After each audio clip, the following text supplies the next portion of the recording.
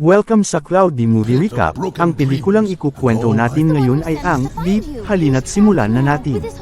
Sa isang mundong post-apocalyptic, naging hindi natirahan ang daigdig dahil sa matinding polusyon na dulot ng sangkatauhan. Ang tanging natitirang pagpipilian para sa mga tao ay humanap ng bagong tahanan sa kalawakan, habang ang mga nilalang dagat ay naiwan upang mabuhay sa maruming karagatan. Sa kabutihang palad, isang higanteng pugita na kilala bilang Kraken ang nanguna sa isang grupo ng mga nilalang sa tubig at dinala sila sa kailaliman ng karagatang Atlantiko. Dahil sa kanya, naligtas ang mga hayop dagat mula sa tuluyang pagkaubos at ngayon ay naninirahan sa isang kolonya sa malalim na bahagi ng dagat, umiiwas sa pakikipag-ugnayan sa ibabaw. Lumipas ang mga taon at si Deep, ang apo ni Kraken, ay naging isang batang pugita na nangangarap tuklasin ang mundong nasa labas ng kolonya. Gayunpaman, ipinagbabawal siya ng kanyang lolo na umalis dahil malapit na siyang maging bagong hari at kailangan niyang protektahan ang mga nilalang dagat. Ngunit nais pa rin ng bata na malaman ang tungkol sa mundo ng mga tao. Kaya sa tuwing may pagkakataon, lumalabas siya upang tuklasin ang bukas na dagat. Kasama ang kanyang matatalik na kaibigan na sina Alice, isang hipon, at Evo, isang isdang may ilaw. Gumagala si Deep sa kolonya kung saan nakakatagpo sila ng mga kahon na puno ng iba't ibang bagay na itinapon ng mga tao. Nakakahanap sila ng makinilya, mga panlinis, at maging mga kasangkapan, at kinukuha ni Deep ang mga pinakamahalagang bagay at itinatago sa kanyang silid. Isang umaga, hinanap ni Kraken ang kanyang apo ngunit hindi niya ito makita sa buong kolonya. Kaya't pumunta siya sa silid ni Deep at natuklasan ang mga bagay ng tao na kinukolekta nito mula sa bukas na dagat. Nagalit ang matandang pugita at nang makita niya si Deep, pinagalitan niya ito at muling pinagbawalan na umalis. Nagkunwari si Deep na susunod, ngunit sa unang pagkakataon, tinawag niya ang kanyang mga kaibigan upang maghanap muli ng mga kayamanan. Sa isa sa mga kahon, nakakita si Deep ng isang matulis na bagay na tila parang bahagi ng isang kagamitan. Nagpasya siyang paglaruan ito, hindi alam na isa pala itong lumang missile ng digmaan. Hindi sinasadyang na-activate niya ang mekanismo nito. Biglang sumirit ang missile sa dagat at tumama sa bubong ng kolonya, na nagdulot ng malakas na pagsabog at pagbagsak. Mas lalo pang lumala ang sitwasyon nang magkaroon ng malalaking bitik na naglabas ng magma na mabilis na sumikop sa kanilang tahanan. Walang oras na dapat sayangin, tinipon ni Kraken ang lahat at sinubukang tumakas, ngunit bumagsak ang buong bubong ng kolonya at natrap sila sa loob. Sa labas, sinubukan ni Deep na tulungan ang kanyang lolo, ngunit masyadong mabibigat ang mga bato at hindi nila ito mag-alaw kahit magtulungan pa ang lahat. Ang tanging pag-asa nila ay si Nathan, isang puting balyena at matagal ng kaibigan ni Kraken. Ngunit matagal na itong nawawala, at huling nakita malapit sa lungsod ng mga tao. Bilang huling pag-asa, ibinigay ni Kraken kay Deep ang mga direksyon upang hanapin ang balyena bago mahuli ang lahat. Kailangan niyang maglakbay papuntang kanluran, lampasan ang pader ng kapahamakan, dumaan sa natutulog na higanti, at tawirin ang mga bundok na bakal. Nangako si Deep na itatama niya ang kanyang pagkakamali at nagsimula ang kanyang paglalakbay kasama sina Evo at Alice. Paglampas sa hangganan ng kolonya, napunta sila sa malawak na dagat. Mas lalo itong nagpasabik kay Deep hanggang sa marating nila ang pader ng kapahamakan. Puno ito ng mga butas kaya kinailangan nilang sumiksik upang makatawid. Hinayla sila ng malakas na agos ngunit nakalampas din sila at narating ang natutulog na higanti, na kalaunan ay napag-alamang ang lumubog na barkong Titanic.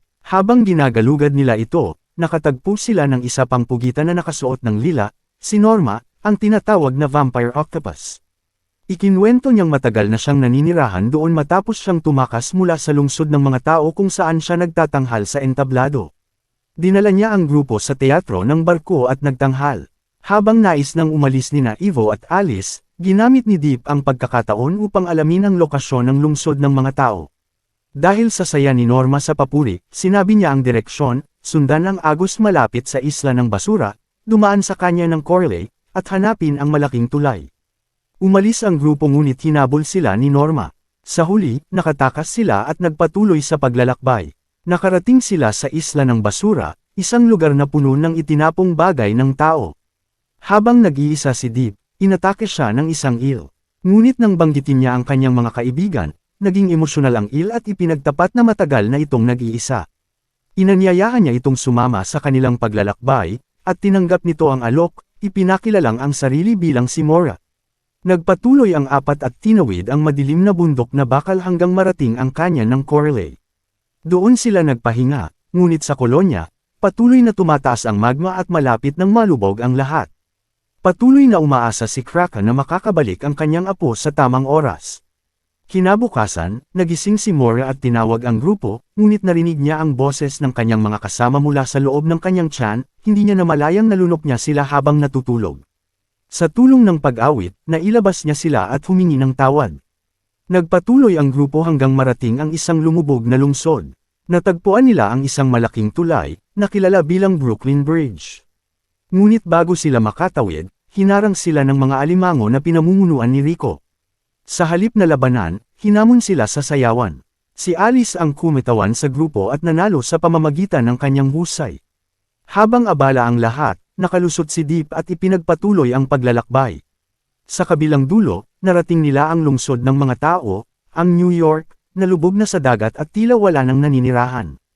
Habang ginagalugad nila ang lugar, napunta sila sa isang mall kung saan nakatagpo sila ng mga mannequin na may hawak na sandata.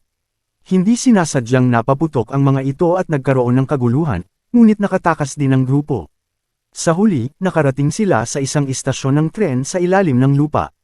Nakakita sila ng isang bagon, at naalala ni Deep kung paano ito gumagana.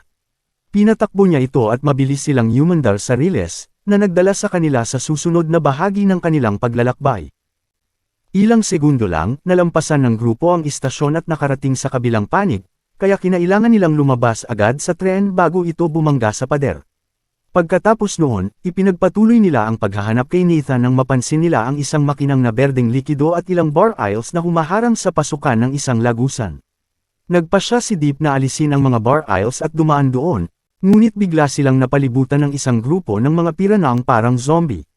Nahawahan pala ang mga ito ng berdeng likido mula sa radioactive na basura sa mga bar aisles.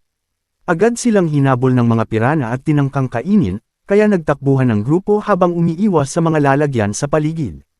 Nang papalapit na ang mga ito, tinawag ni Deep ang lahat na pumasok sa isang lalagyan, ngunit may lambat na humaharang sa daan. Ginamit ni Deep ang kanyang katawan upang pilitin ang lambat at nakalusot siya sa isang maliit na butas, ngunit hindi makadaan si Evo. Halos maabutan na sila, kaya nagtulungan sila upang itulak si Evo hanggang makalusot. Pagkatapos, hinayla ni Deep ang lambat gamit ang kanyang mga galami at tinulungan siya ng kanyang mga kaibigan na gamitin ito upang hulihin ang mga pirana.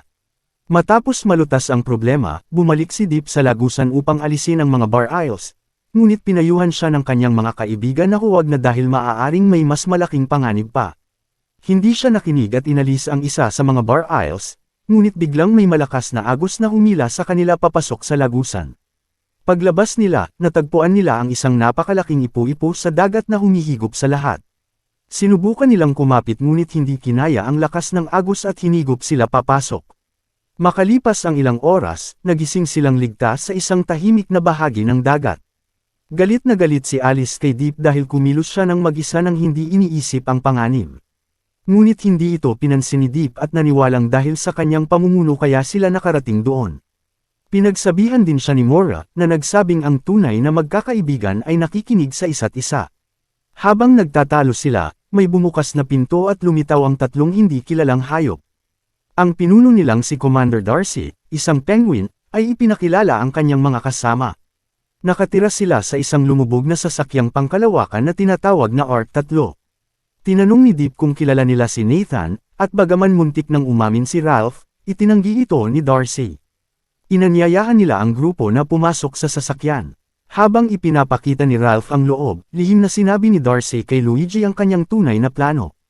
Habang ginagalugad nila ang lugar, napanood nila ang isang recording ng isang siyentistang nagngangalang Dr. Marvin. Ipinaliwanag nito na matapos masira ang daigdig, nakahanap sila ng bagong planeta na maaaring tirhan. Kaya ginawa ang Project Ark, tatlong sasakyang pangkalawakan upang iligtas ang lahat ng nilalang. Ang una ay para sa mga tao, ang ikalawa para sa mga hayop sa lupa, at ang ikatlo para sa mga nilalang dagat gamit ang teknolohiyang pagyayelo. Ngunit may ibang plano si Darcy. Gusto niyang ipagpalit si Deep at ang kanyang mga kaibigan kapalit ng pagkakataong mailipat ang kanilang isip sa katawan ng tao. Kaya binalak niyang ikulong sila hanggang sa makaalis ang sasakyan.